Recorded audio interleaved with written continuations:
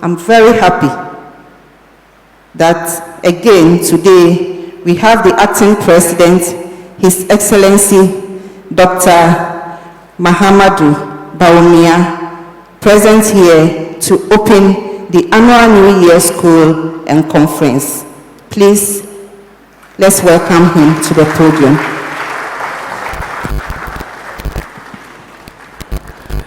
Thank you very, very much.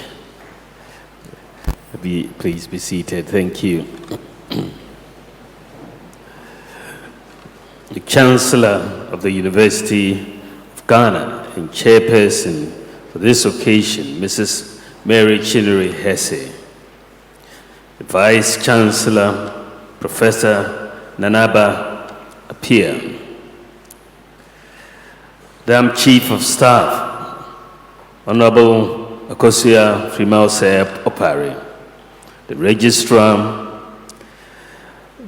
the Member of the Council of State and Chairman of the Annual New Year School and Conference Committee, Honorable Sam Okojito, members of the University Council, members of the Corporate Advisory Team of the Annual New Year School and Conference, His Excellency Wamkele Meni, the Secretary General of the AfCFTA and our keynote speaker, the Deputy Minister for Trade and Industry, Honorable Herbert Krampa, members of Parliament, Your Excellencies, members of the Diplomatic Corps, our esteemed traditional rulers, faculty and staff of the University, Honorable Dan Macaulay, Chairman and CEO of the McDan Group of Companies, participants, distinguished ladies and gentlemen,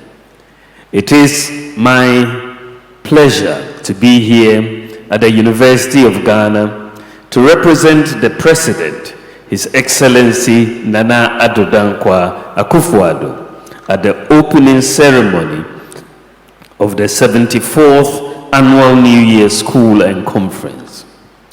As the President has done over the years, he was looking forward to being here this year, as he was last year, but national duties have taken him outside the country.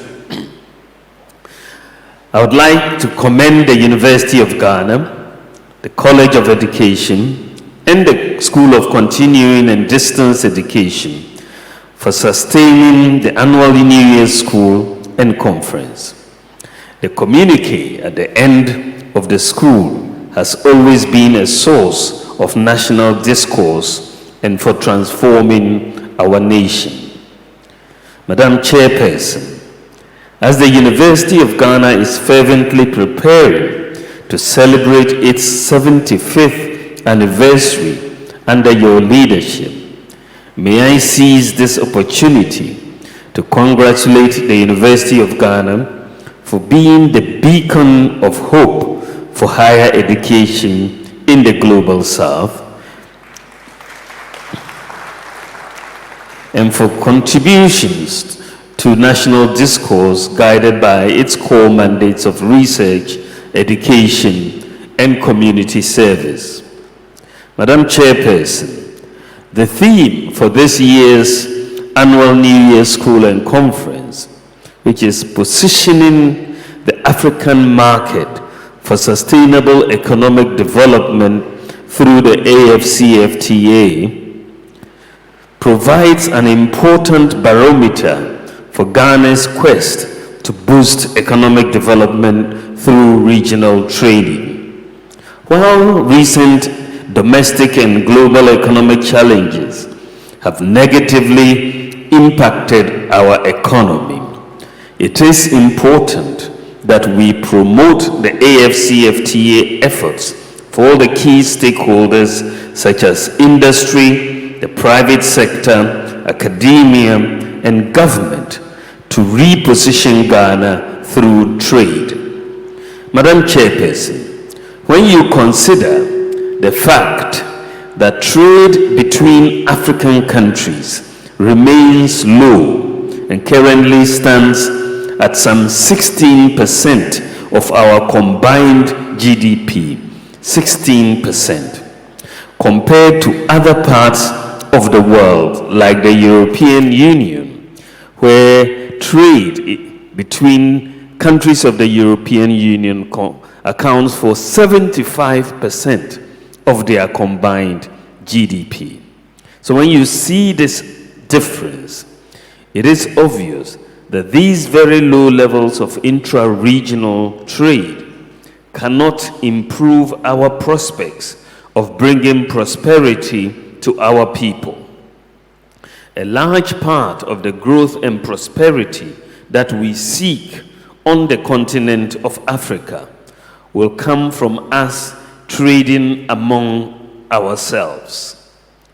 The coming into force of the AfCFTA means that Africa now has the world's largest free trade area since the formation of the World Trade Organization. The free trade area will cover a market of 1.2 billion people with a combined GDP of $3.4 trillion and across 54 member states of the African Union that have signed up to the agreement. The AfCFTA will provide the vehicle for us to trade among ourselves in a more modern and sophisticated manner.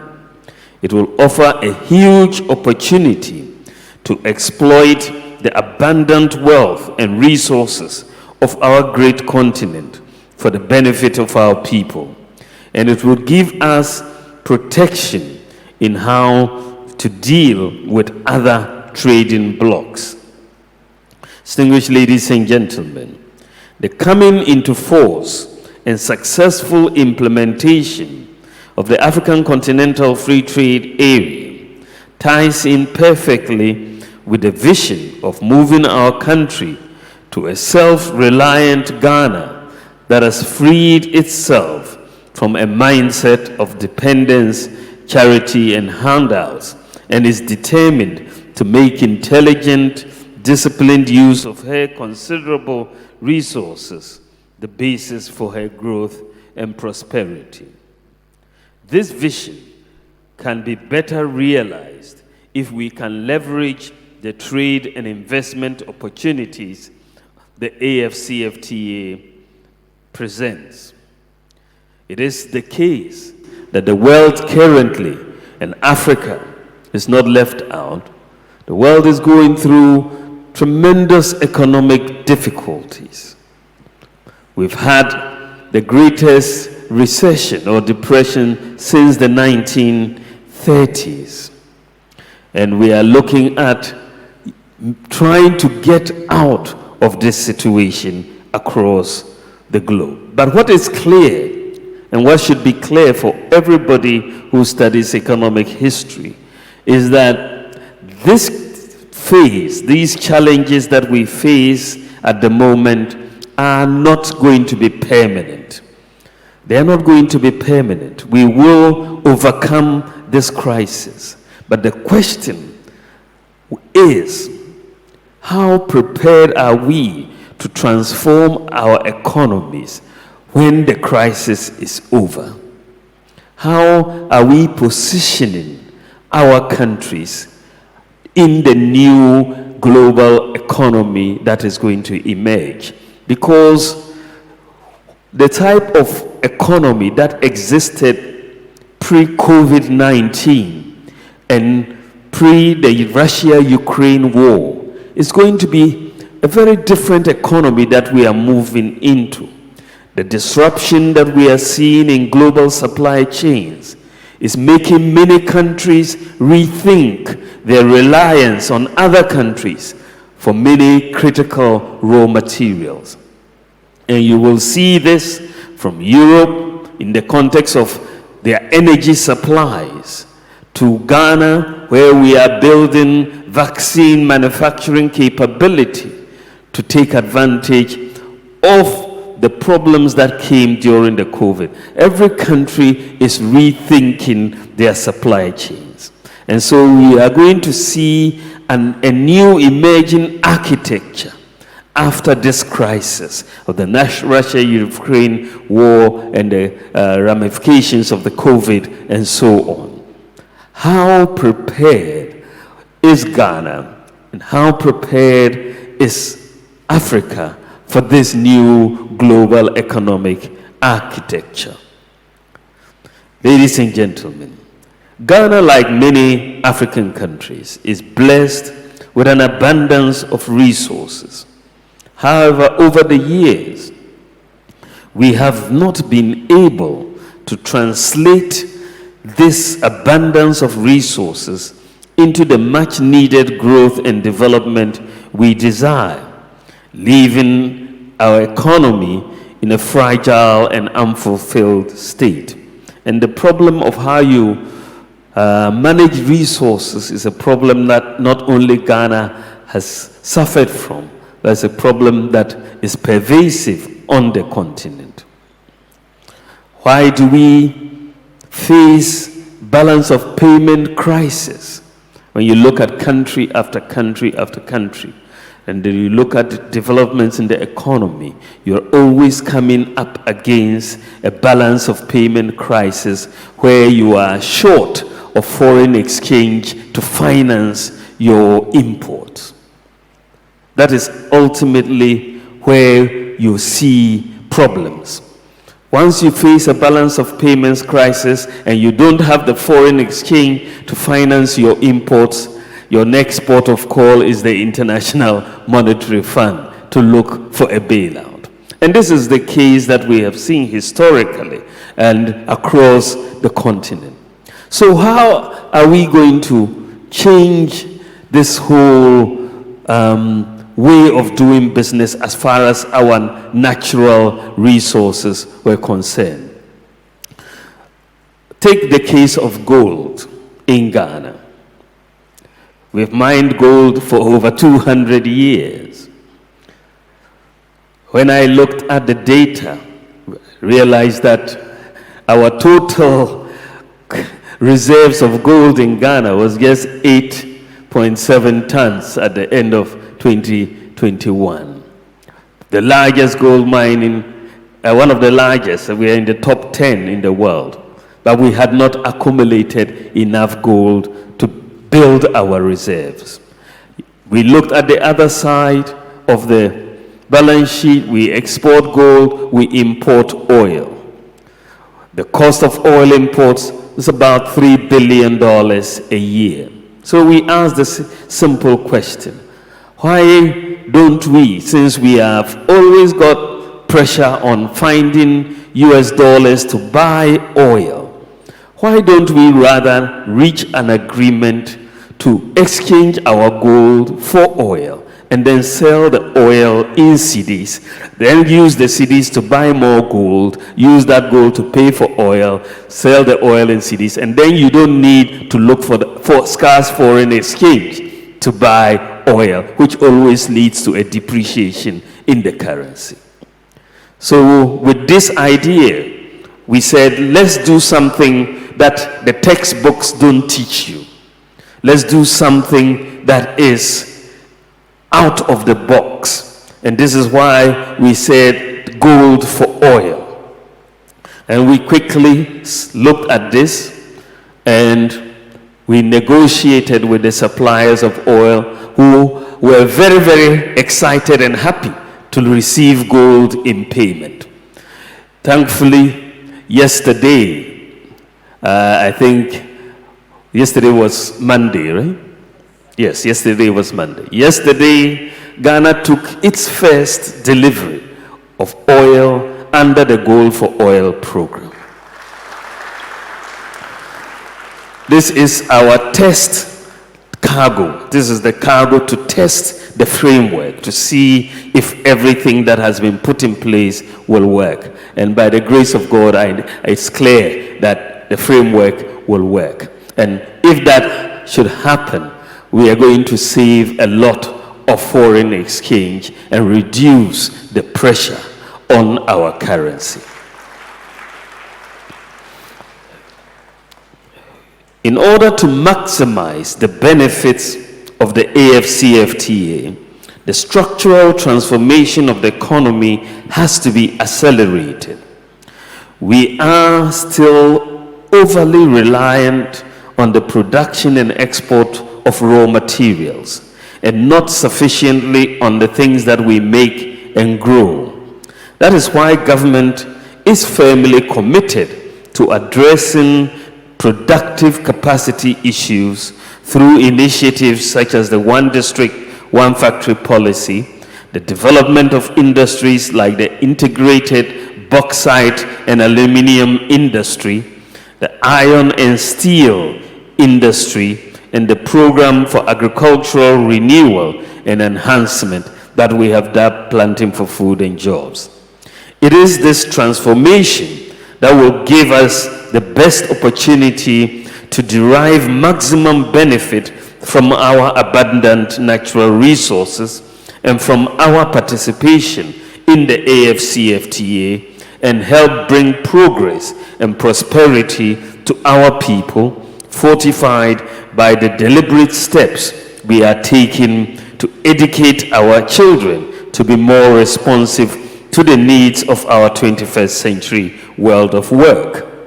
Furthermore, to derive maximum benefits from the African Continental Free Trade Area, we have to put in place the needed physical infrastructure.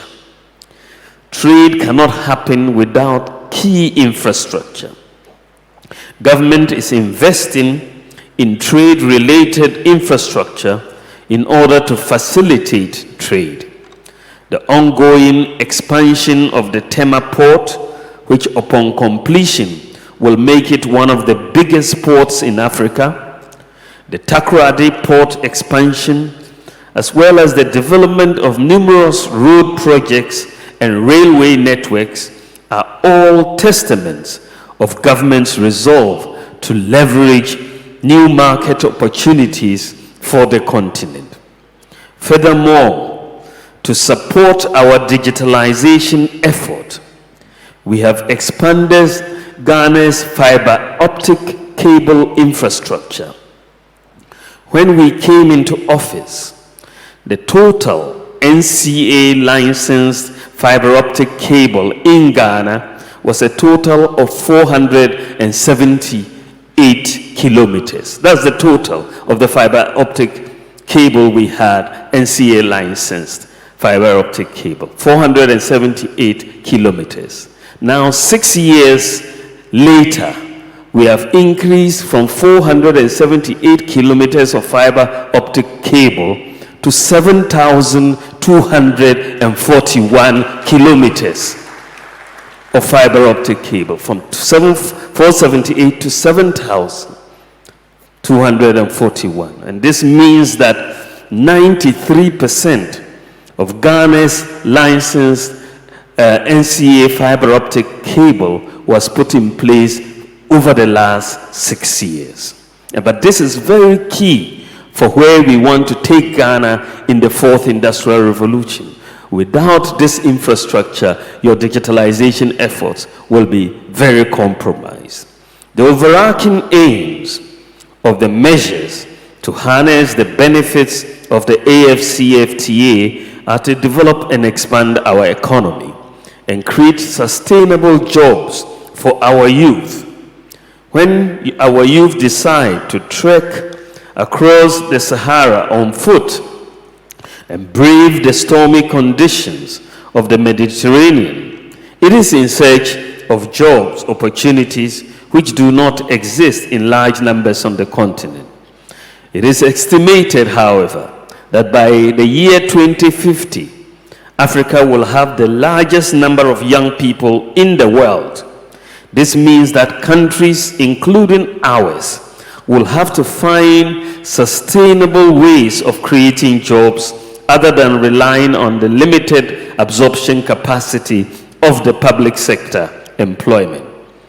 To do this, we need the private sector to take advantage of agreements such as the AfCFTA to expand production both in industry and agriculture and take the lead in the socioeconomic transformation of the country, as others have done. Government has to assist this process by fashioning and implementing a comprehensive set of policies that will empower the private sector to achieve this goal. And this is why our government has focused on building our human capital through an emphasis on STEM education, free technical and vocational education, and free senior high school education. Appropriate fiscal, monetary, financial sector, energy, and digitalization policies must be coordinated to enable Ghanaian enterprises to be competitive and, where possible, achieve comparative advantage in making us attractive to others. We are putting in place the building blocks that will allow us to transform this country. We've issued the Ghana card, and 17 million Ghanaians so far have been enrolled on the Ghana card. We have implemented the digital address system, so every part of Ghana, property or location, has its own digital address, and we are the first country in Africa to do so. We have enhanced financial inclusion. Ghana is the #1 country in Africa now for financial inclusion because we've implemented mobile money interoperability between mobile accounts and bank accounts. And we are the first country in Africa to do so. We've implemented the QR code payment system, the first country in Africa to do so. We have digitized public services. If you go to the DVLA, ports, passport office, ECG, and many services, NHIA, many services are now being provided online. We have introduced zipline drones to deliver medicines, blood, vaccines to very remote parts of the world. And today, Ghana is the whole world's largest medical drone delivery service for the whole world. We've implemented an e-pharmacy system which was launched and went live just a few weeks ago, so that we can buy our medicines, know that they are not fake medicines, and compare prices across pharmacies from our mobile phone. The e-pharmacy is the first in Africa that we have done, and one of the very few in the world that exists. We've implemented free Wi-Fi in our senior high schools, and one of the things that I'm very excited for this year, the Minister of Education has told me that we are on course this year to provide all senior high school students in Ghana with tablets which are loaded with textbooks on them for their studies.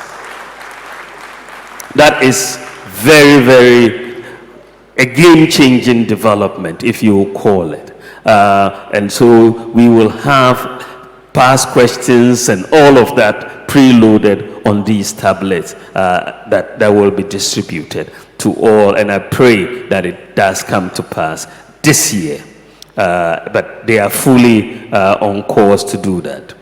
Ladies and gentlemen, we have succeeded in creating a conducive business climate that is spurring on the growth of the private sector. Indeed, Ghana is now acknowledged as one of the largest recipients of foreign direct investment in Africa. Our whole project is to unleash the innovative and entrepreneurial talents of the Ghanaian private sector to drive rapid growth and job creation and take advantage of the opportunities offered by the AfCFTA. Madam Chairperson, I'm happy to note that government of His Excellency Nana Akufo-Addo, is committed to support the Youth Digital Project initiated by the Corporate Advisory Team of the annual New Year School and the Conference of the University through the Ministry of Finance. Government is also fully committed to the implementation of the AfCFTA.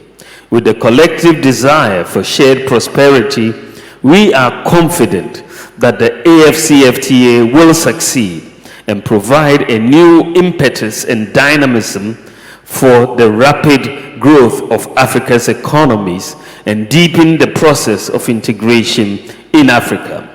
Empowered Ghanaian enterprises should be frontline actors of the new exciting journey in Africa's economic history. We owe it to generations unborn to ensure that the biggest trading bloc on the globe, whose outcomes will be rewarding to all and which will assist in attaining the Africa we want. We have to ensure this does not falter. There is a new Africa emerging with a sense of urgency and purpose and an aspiration to become self-reliant and move the continent to a situation of self-sufficiency, progress, and prosperity. We must succeed together, and to do so resoundingly for the benefit of current and future generations. A new dawn of trading and investment across Africa for Africans has just begun. In conclusion, Madam Chairman, I would like to thank the organizers of the school again for providing us with the opportunity to deliberate on the 74th New Year School theme. I look forward to the recommendations that the school will profess for government's consideration, and take this occasion to wish everyone a Happy New Year. I therefore declare in all humility the 74th Annual New Year School and Conference duly opened. Thank you for your attention. God bless you.